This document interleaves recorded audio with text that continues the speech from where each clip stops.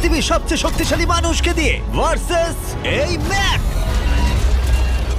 এটা অনেক বড়। এই রোবটটা একজন মানুষের কল্পনার থেকেও 50 গুণ বেশি শক্তিশালী, কিন্তু তাও এই মানুষটা লড়াই করবে শুধুমাত্র ইচ্ছা শক্তির কারণে। তাহলে দেখা যাক এবার কি হয়। তুমি মুখোমুখি লড়াই করবে এই বিশাল রোবট ম্যাকের বিরুদ্ধে।